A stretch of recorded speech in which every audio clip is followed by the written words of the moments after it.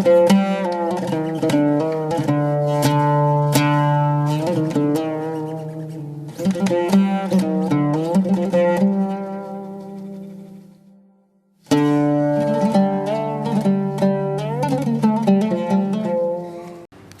لله رب العالمين، والصلاة والسلام على خاتم الأنبياء والمرسلين سيدنا وحبيبنا محمد وعلى آله وأصحابه أجمعين. إيمان داران و خواناسانی بەڕێز، ئینسان لە ژیانی دنیادا بۆ ئەوەی کەوا ژیانێکی گونجاو و لایق بە مرۆڤ بەسەر ببات و لە قیامەتی شاس ژیانێکی سەرفرازانە و ڕووسوری بەردەمی پەروەردگار بێ، خوای گەورە لە دوای خەڵاتی ئیمان و ئیسلامەتی عەقڵی پێبەخشیوە. بەڵام جاری وا هەیە ئەم عەقڵەی کەوا ئێمە هەمانە و شاخەڵاتی خوای پەروەردگارە بەسەرمانەوە بە تەنها بەشمان ناکا و پێویستیمان بە هاوکاری کەسانی دەوروبەریشمان هەیە. پێویستیمان بە عەقڵی کەسانێک هەیە کە لەگەڵمانە دەژین لە ناو خێزاندا، لە ناو کۆمەڵگادا، لە هاوپیشەکان و لە هاوڕەکانماندا. چونکە ئینسان بە سروشتی مرۆڤبوونی خۆی تووشی لە بیرچوونەوە دەبێ، هەروەکو باوە گەورەمان خوا دەفەرمێ فەنەسیە وەلەم نەجید لەهو عەزما. ئینسان زۆر جار شتی لە بیر دەچێتەوە، پێویستی بە کەسانێکی دەوروبەر هەیە کە بە بیری بخەنەوە. ئەم ئینسانە سروشتی وایە زۆر جار وریای خۆی نەبێ کیبر و تەکەبور دەیگرێ، عوجبێکی بۆ دروست دەبێ و خۆی زۆر پێزانا و پێ ئینسانێکی ژیرە و ئەزانێ پێویستی بە عەقڵی خەڵک نییە و خۆی سەر لە هەموو شتێک دەردەکا. هەروەها ئینسان جاری وا هەیە وا دەزانێ کە خۆی سەر لە کارەکان دەردەکا و کەسانی تری پێویست نییە، لە کاتێکی شاوانیە. ئەم کیبر و عوجب و خۆ بە زانین و خۆ بە شت زانینە بە شتێک ڕاست دەبێتەوە کە عەقڵی کەسانی دەوروبەرمان بۆ خۆمان بێنین. لەم کاتەدا کە ئینسان عەقڵی خۆی بەشی ناکا، پێویستی بە دوو شت هەیە. یەکەمیان خۆی داوا لە خەڵک بکە، بڵێ خەڵکینە داواتان لێ دەکەم، ڕاوێشتان پێ دەکەم، من سرم لەم کارە دەرناچێ، مەشۆرەتتان پێ دەکەم، ڕاوێشتان پێ دەکەم و ڕێنماییم بکەن. ئەم بابەتە لە قورئانی ئێمەدا یەک سوورەتی بەناوەیە، سوورەتی ئەششوڕا، سوورەتی شوڕا و ڕاوێشکردن. خوای پەروەردگار بە ژیرترینی هەموو مەخلووقات، بە عاقڵترینی هەموو عاقڵان، بە سەرداری هەموو پێغەمبەران محەممەدی مستەفا صلی الله عليه وسلم ئەفەرمێ وەشاویرهم فی الئەمر، ڕاوێژ بە سەحابەکانت بکە. خۆ بێگومان بەڕێزان عەقڵی پێغەمبەر صلی الله عليه وسلم لەسەر و هەموو عەقڵەکانەوەیە، لەسەر و هەموو ژیریەکانەوەیە، داناترینی هەموو کەسەکانە، گەورەی هەموو پێغەمبەرانە، وەحی خوا بەردەوام بۆی دێ و ڕێنمایی دەکا. کەچی خوای گەورە لە کوێدا لە ئالی عیمران سوورەت ئاەتی 159 دا دەفەرمێ ڕاوێژ بە هاوڵانت بکە، پرسیان پێ بکە. ئەم ئاەتە لەبارەی جەنگی ئوحودەوە هاتە خوارەوە کە بەهۆی ڕاوێژکردنی سەحابە و پێغەمبەری خوا صلی الله عليه وسلم تووشی شکستی سەربازی بوو. ڕاوێژی پێکردن لە مەدینە بمێنینەوە، یان بۆ کافرەکان کە هێرشیان بۆ کردوین بچینە دەرەوە. زۆربەی گەنج و حەماسیەکان و ئەکسەریەتی خەڵک لەگەڵەوەدا بوو بۆ کافرەکان بڕۆنە دەرەوە. پێغەمبەر صلی الله عليه وسلم ڕەئی خۆی وابوو لە شاری مەدینە لە ناو ماڵەکانەوە بمێننەوە شەڕ بکەن،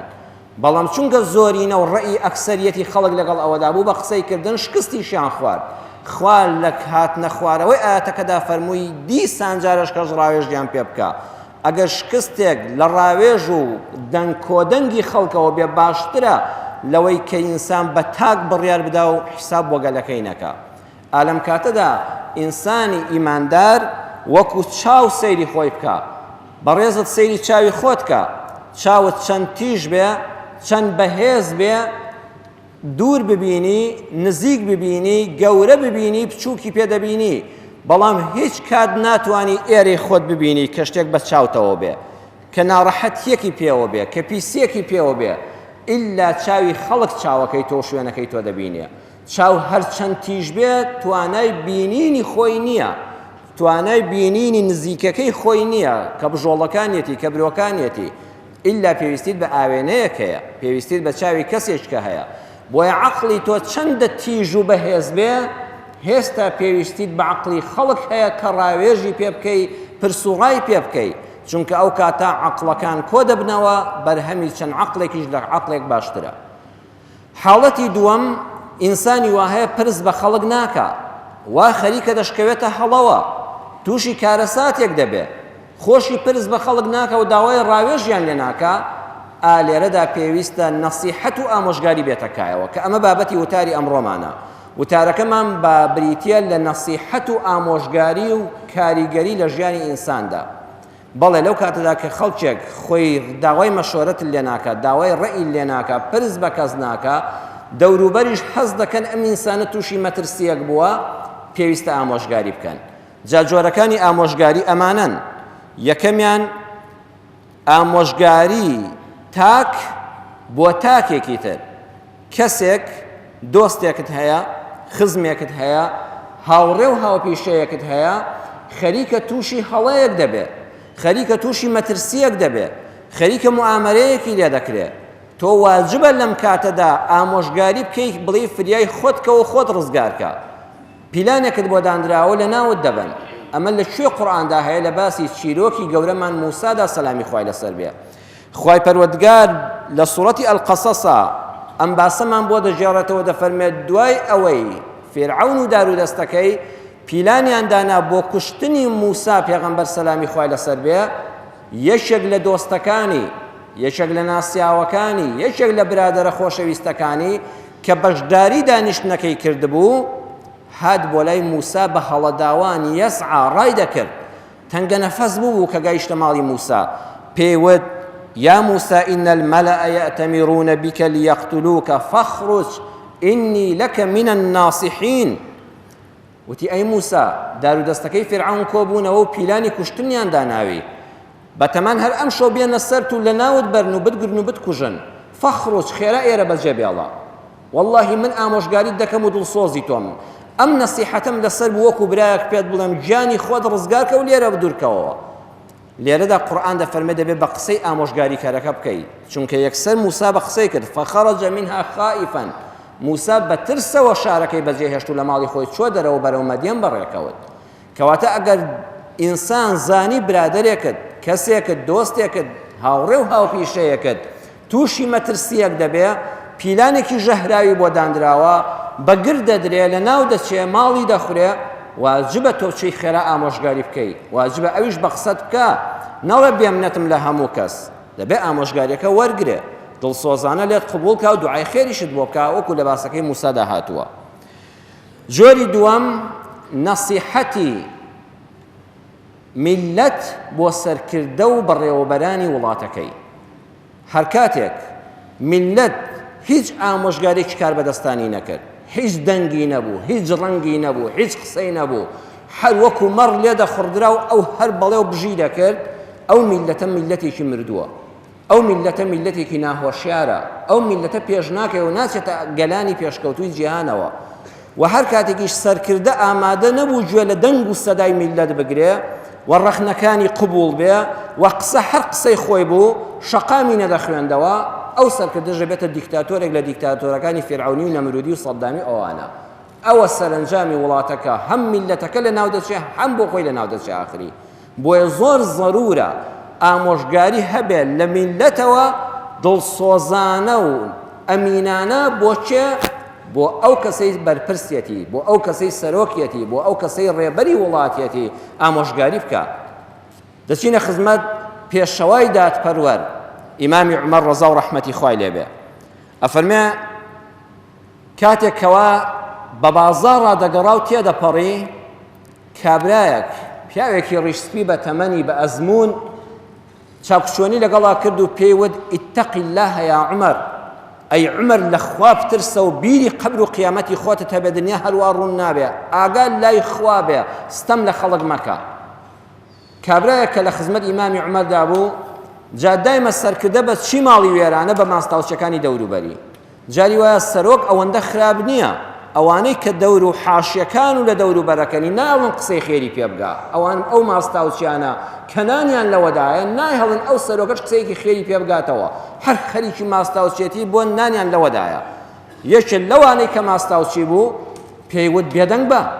ئەوە نازانی ئیمامی عومەرە، ئەوە خەلیفەی عادلە، جا چێ لەو خوا ناستر هەیە؟ بەڵام خەلیفە عومەر بەو قسانە نەخەڵەتە فەرمووی تۆ بێدەنگ بە هەی ماستاوچی لێی گەڕێ ئەوە میلەتە ئەو پیاوە ڕیشسپێ دڵسۆزە تا چه قسەیەکی جوانی پێوتم دەڵێ لە خوا بترسە جا بۆ ئەوەی لە خوا نەترسێ ماڵوێران نییە ئەمجا ئەم قسە بە ناوبانگەی کرد کە حەق وایە هەموو سەرکردەیەک هەموو سیاسەتمەدارێک هەموو بەڕێوەبەر و سەرۆکی وڵاتێک لە پشت سەری خۆیەوە هەڵی واسێ و بەیانی ئێوارە سەیریکە ئیمامی عومەر پێی وتی فەرمووی دەعوه فەلیەقولها لێی گەڕێن با قسە بکە با دەنگ هەڵبڕێ با ئاگادارم کاتەوە لا خير فيكم إذا لم تقولوها خير لملتك نییە کە ڕەخنە و ئامۆژگاری نەبێ بۆ سەرۆکەکانی خۆی ولا خير فينا إذا لم نقبلها خێریش لە سەرۆک و بەرپرس و دەسەڵاتدارێکدا نییە کە قسەی حەق لە میلەتەکەی قبوڵ نەکا و گوێبیستی نەبێ بەڵێ زۆر زەرورە بە دڵسۆزانە بە حەکیمانە جا هەر کەسە لە ئاستی خۆیەوە میلەت کە دەڵێن منی مەلا لە مینبەرەوە ڕۆژنامەنووس لە ڕۆژنامەنووسیەکەی خۆیەوە ئیعلام و تیڤیەکان لە دەستگای ڕاگەیاندنەوە کەم و کوڕیەکانی خەڵک دڵسۆزانە بە پاکی و پوختی بگەێنە لای سەرۆکەکان دەسەڵاتدارەکانی وڵات ئەویش دەبێت زۆر مەمنون بێ بڵێ ڕەحمەتی خوای لێبێ کە بە ئاگات هێنامەوە هەروەکو جارێک کە هەر ئیمام عومەر ڕەزا و ڕەحمەتی خوای لێبێ پیرێژنەیەک وەستاندی ئافرەتێک بە لەرزە لەرز بە گۆچان دەڕوا وەستاندی وتی وەرە ئیمامی عومەر زانی ئافرەتەکەی گوێی گران بووە گوێی گرانە و بەدەنگی بەرز قسە دەکاوە زانای ئیمام عومەریش گوێی لێ نییە سەری نزم کردەوە بۆ ئاستی دەمی پیرێژنەکە فەرمووی دایە گیان فەرموو قسە بکە وتی عومەر لەبیرت بێ من تەمەنم زۆرە و تۆ تەمەنت کەمە واللهی ڕۆژێک لە بیرمە تۆ منداڵ بووی لە سووقی عوکازا شتر دەفرۆش خەڵک پێیان دەوت عومەرۆ چکە عومەرۆکە وەرە بە تەزغیر پێیان دەوتی عومەیر دواتر بووی بە گەنج و لاوێک و پاڵەوانێک لە ناو مەیدانە زۆرانبازی پێ دەکرا پێیان دەوتی عومەر ئێستا بە فەزلی خوا و خوێن و جوهد و جیهادی ئەم میلەتە موسڵمانە پێت دەڵێن پێشەوای موسڵمانان و ئەمیری ئیمانداران اتق الله في الرعية لخوا بترسە بەرامبەر بە میلەتەکەت تۆ ئەم ناوبانگ و نانەی کە هەتە بەرهەمی ئەم میلەتەیە ئەگەر ئەم میلەتە نەبێت تۆ سەرۆکی چێ ڕابەری چێ حسابت بۆ دەکا دیسانەوەکو عەرزم کردن هەموو زۆر جار ئەوانەی لە دەوری سەرۆک و بەرپرسەکانن ناهێڵن قسەی حەق بگاتە گوێی یەکێ لەوانە ڕەخنەی گرت وتی دای پیرێژن ئیمامی عومەر لەم سەرجادە وەستاندووە شتێک کە پێویستی پێی نییە و خۆی لە تۆ باشتری ئەزانێت دەتەوێت بەبیری بخەیەوە جا ئیمام عومەر چه هەڵەیەکی هەیە بەرامبەر بەو خەڵکە ئیمامی عومەر فەرمووی لێی گەڕێ توخوا لێی گەڕێ واز لەم قسانە بێنن خوای رب العالمین لە ژوور و حەوتەبەقەی ئاسمانەوە لە عەرشی عەزیمەوە گوێی لەم ئافرەتە گر ئەمە خات و خەولەیە ئەمە ئەو ئافرەتەیە کە لە قەد سەمیع اللهدا لە سوورەتی قورئانە باسی کراوە خوای رب العالمین گوێی بۆ بگرێ عەبدێکی زەعیفی وەکو عومەر نابێت لە سەرجادە بوەستێ و گوێی بۆ بگرێ من قەرزاری ئەو میلەتەم واللهی ڕاست دەکەم من هەر عومەرۆچکە و عومەرەکە دەبووم ئەگەر دەنگی میلەت منی نەکەیاندایە سەرۆکایەتی وڵات لێی گەڕێ با قسە بکە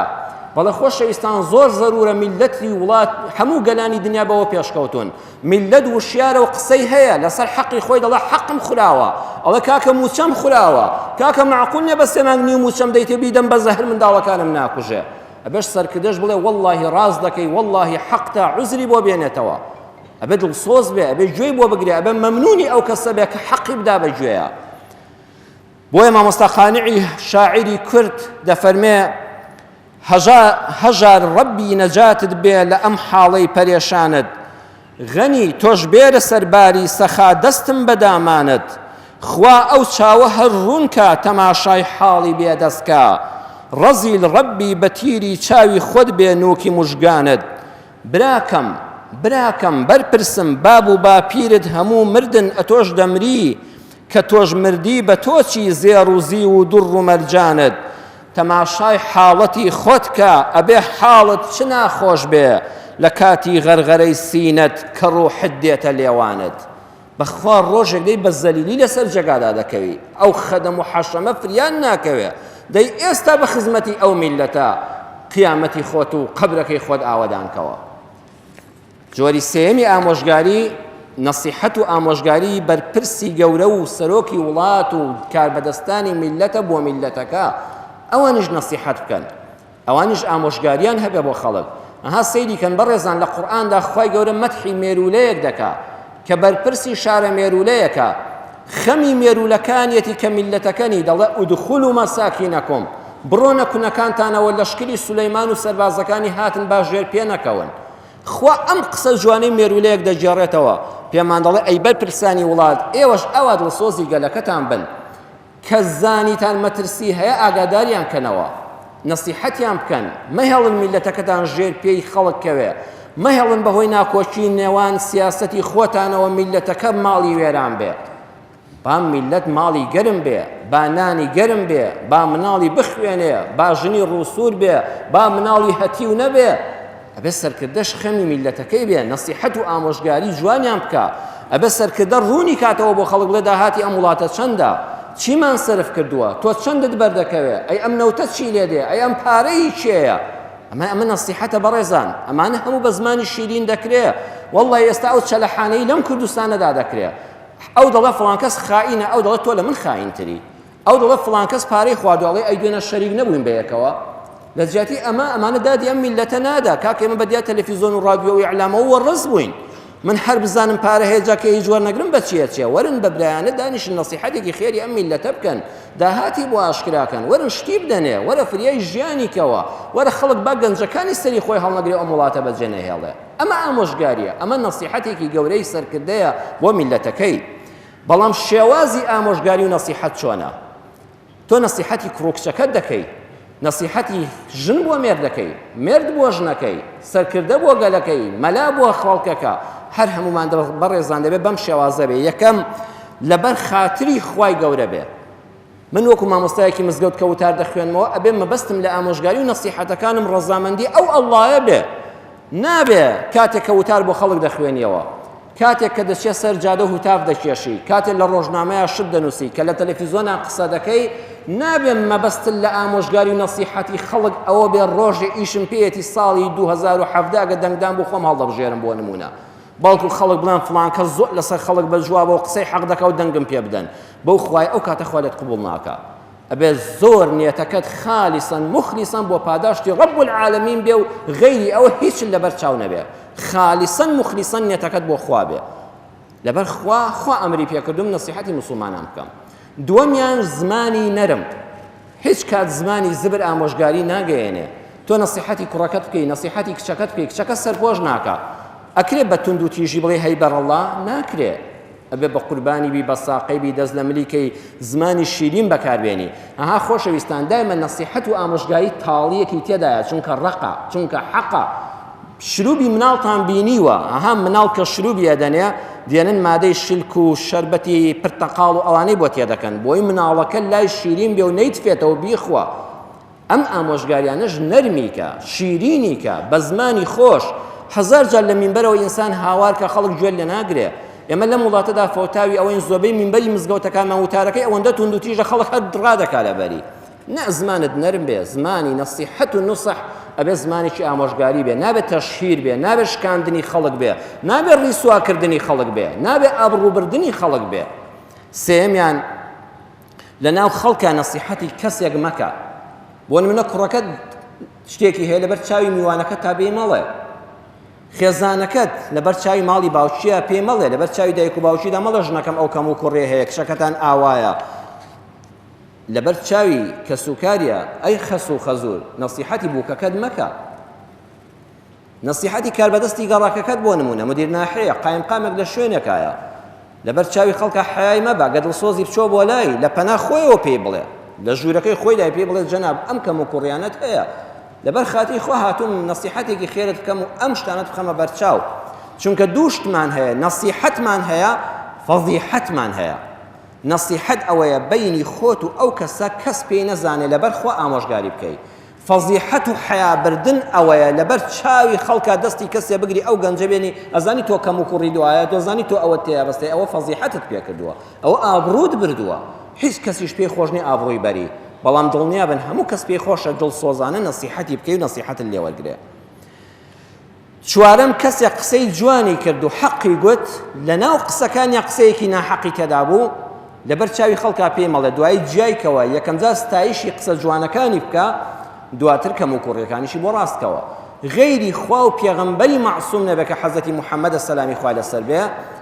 پێغەمبەرانیش بەگشتی هەموو ئینسانی خۆشەویستان قابلی هەڵەی هەیە. من چل لە قەبوتار بۆ جەنابەت دەخوێنمەوە زۆر واریدە لە یەک وشەدا تووشی هەڵەبوو بم، بەڵام چەند جوانە دوای ئەوە من هەر مامۆستایەکی تر مامۆستایەک لە زانکۆ مامۆستایەک لە ئامادەی جیای کەیتەوە بڵێ مامۆستای بەڕێز لەم شوێنەدا هەڵەت کردووە ئاگادار بە ئەبێ ئەو مامۆستایەش زۆر مەمنون بێ. بەسەرهاتێک عەرزی جەنابتان دەکەم کە لە مێژووی پرشنگداری ئیسلامدا تۆمار کراوە. ابن العربي لأحكام القرآن دا فرمي محمدي كوري قاسمي عثماني كيشك للزانا بناوبانغ كان بوي جرام ووتي لشاري فستاد بوم شوم خطبي ملايكي زور بناوبان كأبي الفضل جوهري بيدا وتري يشك لخطيبة هل بارزكاني زماني خوي أما لايا لبيجني ورو خلق دادا نجبه وتاركاني روجانه حفتي جار دو سي جار وتاري هبو ئەڵێم منیش لەو شارە دوورەی خۆمەوە چوومە شاری فستاتی میسر بەس بۆ ئەوەی بەشداریە خوتبەی بکەم، بەڵام مامۆستا لەو تارەکەیدا تووشی هەڵەیەکی گەورە بوو، هەڵەیەکی کرد و باسی ژیانی پێغەمبەری کە صلی الله علیه وسلم وتی بەڕێزان وا مەزانن ژیانی هاوسەری بێکەم و کوڕی دەبێ، ئەگەر لەگەڵ ژنەکەتا دەمەبۆڵەیەکت بوو ئیتر وا بزانی ژیانت کۆتایی پێهات. قسە و نەسیحەتەکەی لەسەر ئەوە بوو پێغەمبەری خوا صلی الله علیه وسلم بەو هەموو حلم و عەزەمەتی خۆیەوە توشي دم بولا بولا ناو خزانة كان دا وتي پیغمبري خاص صلى الله عليه وسلم إن النبي طلق وظاهر وآلا پیغمبري خاص صلى الله عليه وسلم خريب خزانة كان بجينا تحدي طلاق كبيان ود بيب وكو مال دولة من دا كان جيان ما خوشكي وكو سروشي فارس وروم مال كان من لزير مجوهرات بيه پیغمبري خاص صلى الله عليه وسلم فرمي بمال ملت نابي السر كرد خوي دولة من كا بيتان خوش أم جيانا موچكم بشي أمن دمان دكا بيشتان خوش نيا طلاقتان دەدەم و لێتان جا دەبمەوە. دووەمیان فەرمووی پێغەمبەری خوا صلی الله علیه وسلم ئالە لە خێزانەکانی تووڕە بوو نیزاع و چەلەحانێ و دمبەدمە کەیش تەڕادەیە کە پێغەمبەری خوا صلی الله علیه وسلم قەت حەزی نەدەکرد بە گژیاندا بچێتەوە، یەک دانە مانگ ماڵی بۆ بەجێهێشتن پێغەمبەر صلی الله علیه وسلم لە مزگەوت دەخەوت، یەک دانە مانگ خێزانەکانی دەرنەکرد بڵێ هەستە بڕۆ بۆ ماڵی باوکت. ئێمە لەم کوردەواری ئەو غەڵەتەمان هەیە کابرا کە لە ژنەکەی تووڕە بڵێ هەستە کەلوپەلەکەت پێچەوە بڕۆ بۆ ماڵی باوکت تەلەفۆن بۆ براکەت کەو با بێ بە شوێنتە. پێغەمبەری خوا صلی الله علیه وسلم خێزانەکانی دەرنەکرد ئەو ڕۆیش بۆ مزگەوت یەک دانە مانگ لە خێمەیەکی بچکۆلە لە مزگەوتا خەوت. ئەوە پێی دەڵێن ئیلا دوای ماوەیەک ئەم پیاوە نەچێتەوە لای خێزانەکانی ئەبێت جیا بێتەوە لێیان. وتی پێغەمبەری خوا صلی الله علیه وسلم زیهاری کردووە، زیهار ئەوەیە کەسێ بە ژنەکەی بڵێت تۆ وەکو دایکم وای بۆ من. وتی پێغەمبەر صلی الله علیه وسلم بە خێزانەکانی تووڕە بوو وتوێتی ئێوە وەکو دایکم وان بۆ من. دەفەرمێت دوای وتارەکە کە مزگەوت چۆڵ بوو ئەم محەممەدی کوڕی قاسمە چوە خزمەت ئەم عالمە گەورە کە ئەبی جەوهەری کە ئەبی فەزلی جەوهەریە. وتی جەنابی مامۆستا بەڕاستی وتارەکەت جێی خۆی بوو دەستت خۆش بێ نەسیحەتێکی جوان بوو خەڵکت بە ئاگا هێنایەوە لەسەر دەمەبۆڵەی خێزانی نەگەێنێتە تەقە و تەلاق و جابوونەوە. ئەوە تا لە ماڵی پێغەمبەری صلی الله علیه وسلم ئەم ئاژاوانە ڕووی داوە، بەڵام غەڵەتێکی گەورەت کرد جەنابی مامۆستا. وتی لەکوێدا؟ وتی قوربان تۆ وتت پێغەمبەری خوا زیهاری لەگەڵ خێزانەکانی کردووە، دەی لە قورئانیشە دەفەرمێ لەبارەی زیهارەوە منکەڕ من القەول وزورا، کەسێ بە خێزانی بڵێت تۆ وەکو پشتی دایکم وای بۆ من ئەوە قسەیەکی بێزرا و درۆیەکی ئاشکرایە. دەی نابێ پێغەمبەری خوا صلی الله علیه وسلم قسەی بێزرا و درۆ بەدەمیا بێ، کەواتە نابێ پێغەمبەری خوا زیهاری کرد بێ لەگەڵ خێزانەکانیدا، چونکە نابێ نەعوذ بالله پێغەمبەری خوا درۆی بەدەما هات پێ و پێغەمبەری خوا قسەی بێزراوی بەدەما هات پێ. ئەمەش قورئان وا دەڵێ. مامۆستاکە واقی وڕما وەستا تید بۆ خۆیان ڕاست دەکەی، واللهی ڕاست دەکەی. من تۆبە دەکەم ئەنا تائب من ذلك، خوا داوای لێ خۆشبوونن لێ دەکەم لەم هەڵەی بەسەرما هات. جزاك الله عني من معلم خيرا، يا ربي خوا پاداش داتەوە چ مامۆستایەکی بە ئەدەب بووی هاتی منت ڕاست کردەوە. وتی قوربان من تەلەبەی جەنابەتم، من هاتووم بۆ خوتبەی تۆ، فەرمووی تۆ لەم شوێنەدا مامۆستای منی. ئەم مامۆستای دەفەرمێ بۆ نوێژی بەیانی کە خەڵک کۆ بەوە مزگەوتەکە زۆر قەڵەباڵە بوو دەستی گرتم فەرمووی خەڵکینە ئەم کوڕە گەنجە مامۆستای منە، هەڵەیەکی گەورەی بۆ ڕاستکردنەوە داوای لێبوردن لە خوا دەکەم و ئەمە ڕاستیەکەیەتی ئەم پیاوە ڕاست دەکات. نصیحەت تێگە لەبەر چاوی خەڵکا گوتیان مامۆستا بێدەنگ بە تۆ ئەزانی چۆن بختان بە پێغەمبەری خوا صلی الله علیه وسلم کردو، مامۆستاکەش تووڕە دەبوو زەجەیەک دروست دەبوو، ئەوەندە بە ئەدەبەوە ئەوەندە بە جوانی یەکەم جا دەستخۆشی لە وتارەکەی کرد، دوایی هەڵەکانی بە پوختی بۆ ڕاست کردەوە. مامۆستاکەش لەبەر چاوی خەڵکا وتی ئەم کوڕە گەنجە مامۆستای منە، ئامۆژگاری حەقی کردوم. ئینسان بەم شێوەیە ئامۆژگاری بکات. پێنجەم لە ئامۆژگاریکردنە ئەبێ ڕەچاوی تەمەنی ئینسانەکە بکرێ. بەڕێزان تەمەنی پلە و پایەی ئێستا گەنجێک با عالمیش بێ، مامە حاجێکی ڕیسپی ئەهلی مزگەوت ئەگە هەڵەیەکی کرد نابێ یەکسەر بڵێ حاجی ئەو هەڵەیە تەدوا بوو، نەخێر ئەبێ زۆر وریابی تەمەنی ئەو پلەپایک پێگەی ئەو کۆمەڵایەتی ئەو هەستی ئەو عیلمی ئەو لە چه ئاستێکایە ئامۆژگاریەکە جاری وایە بە قسە ناکرێ ئەبێ بە کردار بێ. دەچینە خزمەت خانەوادەی پێغەمبەر صلی الله عليه وسلم. ئیمامی حەسەن و حوسێن دوو گەنجی زۆر جوان کەیلە و تێگەیشتوو. ئیمامی حەسەن و حوسێن سەیریان کرد لەسەر بیرە ئاوێک کابرایەک ئاوی دەنێناوە لە بیرەکە و دەستنوێژ دەگرێ، بەڵام بەس بەناو دەستنوێژە هەر ئاوایەکی کرد و دموچایی تۆزە بە حاڵ تەڕ کرد و کۆڵی تایە لەجا ئانیشکی تەڕ نەکرد بوو، یعنی هەر ئاوەکەی ئاوا بەێرەدا دەکرد زۆر کەسەی ئەمانیشکانی تەڕ ناکە، قاچی ئاوای کرد و قولەپێ هیچی تەڕ نەبوو. ئیمامی حەسەن فەرمووی حوسێنی برام بەم پیاوە بڵێین دەستنوێژەکە دروست نییە ئەترسم تووڕە بێ، بڵێ ڕۆڵە من سەر و ڕیشم سپێ مناڵی چۆک تۆ فێری دەستنوێژم دەکەی؟ ئیمامی حوسێن فەرمووی حەسەنی برام بەخوا ڕاست دەکەی،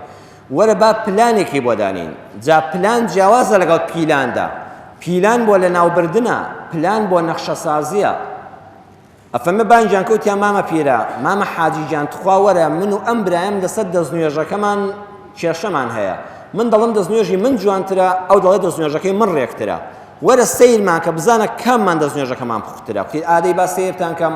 سەیری کردنیەکی یەک دەستنوێژی پوخت و خاوێن و شەرعیانە و سونەتیانەیان کرد.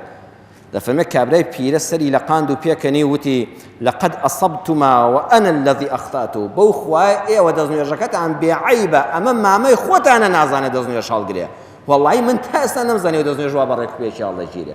وتیان دەی قوربان ئێمەش بێئەدەبیمان نەکرد بە هەر مەبەستمان ئەوە بوو، سەیری ئەم ئەدەبە ئەم ئەخلاقە جوانە ئێستا بەداخەوە حرمەتم هەیە بۆ جەنابتان تێگەڕا ئەم گەنجانەش لەوانە بەدورن، جاری وایە گەنجێک چۆن بەرەو ڕووی پیرێک دەبێتەوە، کچێک چۆن بەرەو ڕووی دایکی دەبێتەوە، بە حساب ئەمە ڕاستە هەڵی کردووە، بەڵام ئەبێ شێوازی ئامۆژگاریەکەت جاری وایە بە کردار بێ پێش ئەوەی بە قسە بێ. چەند ژیربی بە قسەی ئەمانە بکە بەڕێزەکەم. یەکەمیان عالمی شەرعی کە بۆ خوا سوڵحا بێ، مەلایەک دوور بێ لە کاری حیزبایەتی و سیاسی و خۆبەخێوکردن بە دینی خواوە، چونکە بۆ ڕواتان بێ ئەم مینبەری مزگەوتەش کۆمەڵە خەڵک هەیە لە پێناویدا دەژی، کۆمەڵە خەڵک هەیە پێی دەژی. هەر مەلایەک پیشەی مەلایەتی کرد بە پارە پەیداکردن و خۆشیاندن لەسەری، وەڵای بە قسەی مەکە. هەر کەسێکیش بۆ دینی خواژیا و حەق و ڕاستی بەو میلەتە گوت، مادام دەڵێ خۆ پێغەمبەری خوا صلی الله علیه و سلم وا دەڵێ بە قسەی بکەی سەرفرازی دنیا و قیامەت دەبی. دووەمیان دایک و باوکت لە سنووری شەرعدا، لە سنووری شەرعدا دایک و باوک قەت لە زەرەری ئەولادی ناوێ، بەڵام ئاگال لێبی. ئێمە لە کۆمەڵگایەکەین باوکت بڵێ کوڕم کوڕە دەژنەکە تەلاقدا، چۆن ئەو ڕۆژە میوان هاتووە چای لێ نەناوە، بە قسەی مەکە لەوەدا. دایکت بڵێ کوڕم ڕۆژنێکیکە بێنەخوا هەموو ڕەفیق تۆ یەک دوو سێ ژنیان هەیە، بە قسەی مەکە لەوەدا. لەم سنوورەدا لە شەرعی خوا خەریکە دەچێتە دەرەوە. لە سنووری شەرعا گوێڕایاڵی دایک و باوکت کە گەنجی بەڕێز بۆ خوا سەرفرازی. سێەم دکتۆرێک پێ دەڵێ کاکە تۆ زەختت بەرزە لەمەوەدا چاورین کەمکەوە، شیرینی کەمکەوە، سوێری مەخۆ، مەڵێ کوڕە بە قسەی دکتۆر نابێ، نه یەکسەر بە قسەی بکە، ئامۆژگاریەکەی دکتۆر لە گوێگرە وەڵڵی قازانج دەکەی. چوارەم یاسا و قانون، کێشەیەک لەگەڵ کەسێکا بۆ دێتە پێشەوە براکەم لە خۆ بڕیار مەدا، هەڵمەکتە سەر ماڵەکەی، پرس بە محامێک بکە، پرس بە حاکمێک بکە، پرس بە قانون بکە، وەڵڵاهی پرس بە یاسا بکەی، بە پێی قانون بجوڵێەوە لە کێشەکەدا دەیبەیەوە، ئەینە بە پێی یاسا نەجوڵێەوە دوای تۆ دەستی خەڵک ماچ دەکەی، مافەکەشت دەفەوتێ. پێنجەمیان یاساکانی هاتوچۆ، مرورێک پێت دەڵێ بڕۆ بوەستە فڵان شوێن ئاوایە پشتێنەی سەلامەتیت بەکار نەهێناوە دەبێت غەرامە بکەی، بڵێ بەسەر هەردوو چاوم وەڵڵاهی تۆ لەسەر نەسیحەت و ئامۆژگاری منی، چونکە ئەگە بە قسەی تۆ بکەم سەلامەت دەبم، دەستی خەڵکیش ماز ناکەم و ماڵی خەڵکیش وێران ناکەم، بە ئامۆژگاریک و مامۆستایەکی گەورە وەریگرە. پێنج ئامۆژگاریشمان هەیە بە بێدەنگی ئامۆژگاریت دەکا، با گوێیان لێ بگرین. یەکەمیان هەژاری، وەڵڵاهی فەقیریش بۆ خۆی مامۆستایەکی گەورەیە، حتا فەقیر نەبی نرخی پارە نازانی، دۆستە ڕاستەقینەکانت بۆ یەکلایی نابنەوە، چونکە لە دەوڵەمەندیدا دۆست زۆرە، بەڵام گرنگەوەی لە هەژاریدا خەڵک بەدەورتەوە بێ. هەژاری دوو شتت فێر دەکا، یەکەم نرخی پارە و پوڵ، زانایەک دەڵێ ئەگە دەتەوێت 250 دینارێک نرخی بزاری بڕۆ 250 دینارێک لە یەک کەسێک قەرزکە بۆ دەبە ئاوێک لە دوکانێکە پارە لێ ببڕە بڵێ توخوات دەبەیەک ئاوم بە قەرز دەیە کە بای 250 دینار ها زانی 250 چەند بە نرخە کە پێشتر هەر نرخی بۆ دانانەی. دووەمیشان دۆستەکانت بۆ یەکلایی دەبنەوە چێ دۆستی ڕاستەقینەتە لە کاتی هەژاریدا دەیناسی. دووەمیان نەخۆشیش ئامۆژگاریکارێکی زۆر گەورەیە. خۆشەویستان چەند کەسێ ئەم هەموو خوتبە و جومعە و جەماعەتەی گوێ لێ بوو زەڕەیەک کاری لێ نەکرد، کە تووشی نەخۆشیەک بوو لە جێدا خستی سبحان الله ئێستا تەوبەی کردو گەڕاوەتەوە بۆ لای خوا. نەخۆشیش بەڕاستی ئامۆژگاریەکە ئینسان دەتوانێت دەرسی لێ وەرگرێ. سێیەم مردن ئای کە دەچێت سەر قەبران حیفە ئینسان لەو کاتەدا شێری قەبرەکان بخوێنەوە ئەوە موالیدی گەنج بوو، ئەوە شاعیر بوو، ئەوە ئەدیب بوو، ئەوە دکتۆر بوو، ئێستا بێناس لە ژێر ئەو خاکەدا دنیای بەجێ هێشتووە تەنها ئەوەی لەگەڵ خۆیان بردوێتی کەفا بالمەوتی واعیظا. بەڕاستی مردنیش ئامۆژگاریکەرێکی زۆر چاکە. وەڵی ضرورە ئینسان جارجار سەردانی قەبرستان بکا بە تەنها چەند فرمێسکێک بە چاوتا بێتە خوارەوە بیری ئەوەی بکەیت تۆ ڕۆژێک ئاوە ئەم دنیای بەجێ دێڵی. بۆیە خیامی شاعیر کە مامۆستا هەژاری موکریانی شیعرەکەی لە فارسیەوە کردووە بە کوردی دەڵێ وا بزانە جیهان بە ئارەزووی تۆ دەگەڕێ، ئەم چەرخ و خولەی هەمووی بەفووی تۆ دەگەڕێ، وا بزانە کە 100 ساڵ ژیای پاشان چی مەرجێکە لەسەر ڕێگە لە دووی تۆ دەگەڕێ، هەر کەسێ کە دەستی بەتی کەنانێ بڕەسێ، لاکوخێ هەبێ شەوانە تێیداوە حەسێ، چەند خۆشە ژیانی وا چه ئازادە بەدڵ، بۆ خۆی بێ نە ئاغا بێ نەبەردەستی کەسێ. وەڵڵاهی مردن ئامۆژگاریت دەکات کورە بۆ لە پێناوی پارۆنانێکا بێعیزەتی قبوڵ مەکە،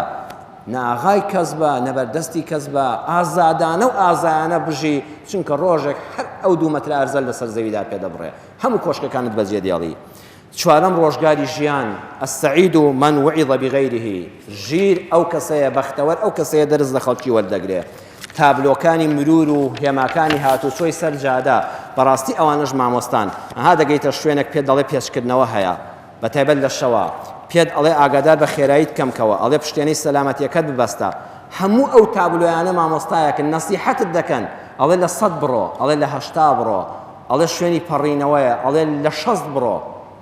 هەموو ئەمانە مامۆستایەکن نەسیحەتت دەکەن بۆیە تابلۆی مرور زۆر ڕێز لێ بگرن. چ بێویژدانیە کە ئینسانی وا هەیە ئەو مامۆستایە دەکوژێ، ئەوەی مامۆستایەک دەکوژێ، ئەوەی تابلۆیەکی مرور لە سەجادە هەڵدەکەنێ هیچ فەرقیان نییە، چونکە ئەوەش مامۆستایەکە بێدەنگ ئامۆژگاریت دەکات، بێدەنگ بە ئاگات دێنێتەوە ئەگەر بە قسەی کەی خۆت و خەڵکی سەلامەت دەبن.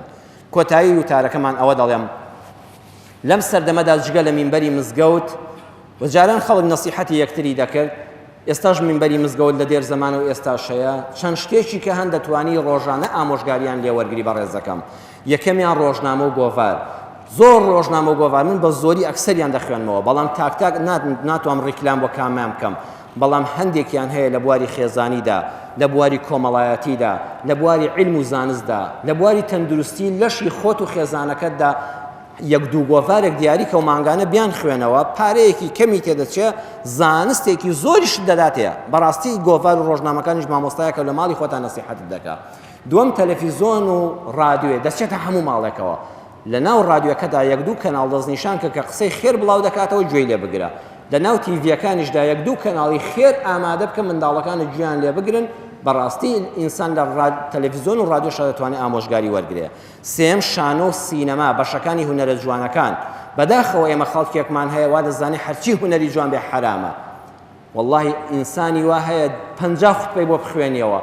یەک تەمسیلێکی ڕێک و پێکی جوانی بە ئەدەب و حیا و حرمەت، یەک نەسیحەتت پێ دەگەێنێت لە 50 خوتبە ئیسفادە لێ نەکردووە. ها سەیری ئەڵقەیەک دەکەی چەند ئەڵقەیەکە، ئەو من ناڵم هەموو تەمسیلەکان خراپن، هەموو سینەمایەک خراپ نییە، هەموو شانۆیەک خراپ نییە، جاری وهەیە لە یەک تەمسیلی پوخت و خاوێن و ڕێک و پێکە عەقڵێکت زیاد دەکا، هەڵەیەکی خۆت هەست پێ دەکەی، نەرمونیان دەبی. جاری وا لە گوێگرتن لە سرودێکی خۆشە کەیفێک بەدڵتا دێ، جاری وا هەیە لە بیستنی مۆسیقایەکە ئەوەندە غەریب و نەرمە، فرمێسک بە چاوتا دێتە خوارە و دڵە ڕقەکە نەرم دەبێ. کەواتە هونەرە جوانەکانیش بۆ خۆیان مامۆستایەکن بۆ ئەم میلەتە، نابێ حرامیان کەین لە خەڵک. چوارەم کتێبێکی بە سوود، ئەمانە هەموو خۆشەویستان ئینسانە دەتوانێت نەسیحەتیان لێ وەربگرێ. لە خۆشتەوە نەسیحەتی خەڵک مەکە. حرمەتم هەیە بۆ ڕووی یەک بەیەکی جەنابتان و بیسەران و بینەران، وەڵی بەڕێزان هیوای دەچێتە ماڵێکەوە، بە ژنەکەت دڵە ئاگال لە مێردەکەت بێ، بە پیاوەکە دڵە ئاگال لە ژنەکەت بێ. کاکە نا ئیسلامی ئێمە وانە لەسەر جادە گەنجێک جگەرە دەکێشێ، نەدەیناسی نەدەیناسێ، یەکسەڵ کاکە جگەرە مەکێشە، کاکە ئەوە وا مەکە. نەسیحەتیش بەو شێوەیە ناکرێت. پێغەمبەری خوا صلی الله علیه و سلم دەفەرمێ لە صحیح مسلمە بە ژمارە فەرمودەی 2162 إذا استنصحك فانصح له، ئەگەر کەسێک داوای ئامۆژگاری لێ کردی ئەمجا تۆ ئامۆژگاری بکە. ئەینا ناکرێت تۆ چوێ هەر ماڵێکەوە دەستکەی بە ئامۆژگاری و نەسیحەتی ئەو ماڵە، کوڕەکەم وا بکە و کچەکەم وا بکە ئاخر کێ داوای ئامۆژگاری لە تۆ کردووە دواتر خەڵک بەگشت تا دێتەوە ئەگەر خەڵک داوای ئامۆژگاری لێ کردی زانیت گوێت بۆ دەگرێ قسەی بۆ بکە دووەمیشیان خۆش باوەڕ مەبە بە هەموو نەسیحەتێک من وتارەکەم لەسەر نەسیحەت و ئامۆژگاری بوو بەڵام بەڕێزان شەر نییە هەرچی ئامۆژگاری و نەسیحەتیشی کردی خێر بێ خوا لە قورئانە دەفەرمێ شەیطان بە ئادەم و حەوای وتی خوا بۆیە دەفەرمێت لەو دارە نزیک مەبنەوە مەیخۆن ئەگەر لێی بخۆن دەبن بە مەلایکەت و هەتاش لە بەهەشتا دەمێننەوە بەڵام خوا دەیەوێت ئێوە ئینسان بن مەلایکەت نەبن و هەتاش لە بەهەشتا نەبن وقاسمەهما إني لكما لمن الناصحين سورة أعراف آياتي 20 دا سيري آياتك وقاسمهما سوينديشي بو خواردن وتي بعظمته قوري إخوا أمها متأكدة إني لكما لمن الناصحين سويند بخواي قورا من خير بيري إيوم ديو والله دل صوزي إيوم كأم نصيحة تاندكم أوان دب جواني سويندي بو خوارن وخوي بآموشقاري كرو دل صوز زاني آدم وحواي لخشتبرت إنساني واحد يبولاد بەناوی ئامۆژگاریەوە چەند ژن و مێر بەینیان بەوە تێکچوو دەچێ بۆ لای ژنەکە ئەڵێ حساب ئەوەندە بۆ مێردەکەت مەکە ئەوەندە ڕێزی لێ مەگرە بەخوا چۆڕێکەکە ژنت بەسەردێنێ بە پیاوەکەت لە ژن چی ئەوەندە حسابی بۆ بکەیت ژن هەر ئەوەندە حسابت بۆ کرد و پرسوڕایژت پێکرد دوایی لە ژێری دەرناچی دوایی زاڵ دەبێ بەسەرتە ئەم قسانە نابێ قبوڵکەی وەڵڵاهی زۆربەی ماڵەوە ماڵوێران بوو یان کەسی وا هەیە ئامۆژگاریت دەکا کاکە مەرامێکی سیاسی لە پشتی قسەکانی خۆیەوە هەیە ئیشێکی پێتە سپێنە دەوێت بێتە پەرلەمانتار لەسەر دەنگی تۆ سوێندیشت بۆ دەخوات دڵسۆزە لەبەرەوە شەر نییە هەموو نەسیحەتێک و سوێند خۆرێکیش کە دڵسۆزی بۆ دەربڕی عەقڵی خۆشت بەکاربێنە بزانە تا چ ڕادەیەک ئەم ئینسانە ڕاستە چونکە ناسیح لە قورئانە دەبێت دووشتی هەبێ ناسیح ئەمین ئەبێ بەڕاستیش زمانی ئامۆژگاری هەبێ دووەمیش بێ فرت و فێڵ بێ ناسیح ئەبێ پێغەمبەران ئەمین دەبێ بێ فرت و فێڵ بێ هەوڵ بدە نصيحتي ڕێک و پێک لەگەڵ نصیحەتی فێڵاوی لە یەکجیا بکەوە برادێکت پێت دەڵێ وەرە با بڕۆین کاکە وەرە نێرگەلەیەک بچێشە با بە دنیا بە خەم پێک نایە بە حساب نصیحەتت دەکات لە خەم ڕزگارت کە بەڵام وەڵڵاهی ئەو نصیحەتە ماڵی وێران دەکات لە چاڵێک دەرت دێنێ بەڵام فرێت دەداتە چاڵێکی زۆر قوڵتر لەوەی پێشووکە تێیابووی سەد خۆزگەت لەوەی پێشووکە ئاگادار بین هەموو نصیحەتێک شەر نییە قبوڵ بکرێ و لە پێناوی بەرژەوەندی تۆدا بێ داوا لێ دەکەم خوای پەروەردگار یا ڕەبی خوایە بمان کەی بە ئەداتی خێر قسەی خێر لە دەممان بێتە دەرەوە خوایە ئەو قسانش کە کردمان خالیسان مخلیسان لە پێناوی ڕەزامەندی تۆدا بێ یا ڕەبی خوایە وامان لێ بکەی قسەی حەق و ڕاستی ببیستین و کاری پێ بکەین خوایە گەورە بشمان پارێزی لەو کەسانی بە ناوی نەسیحەتەوە بیانەوێ بمان خەڵەتێنن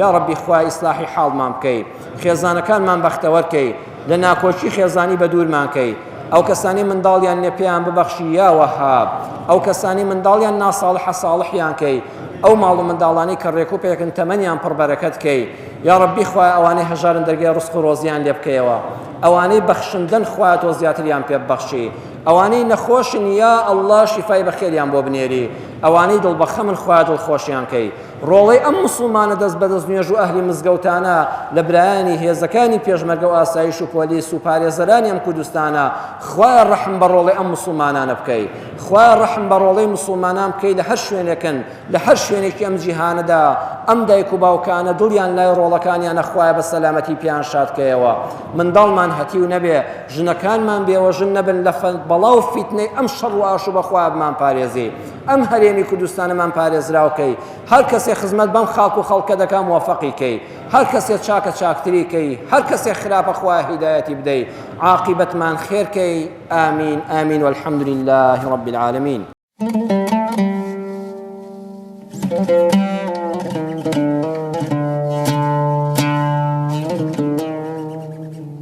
Thank you.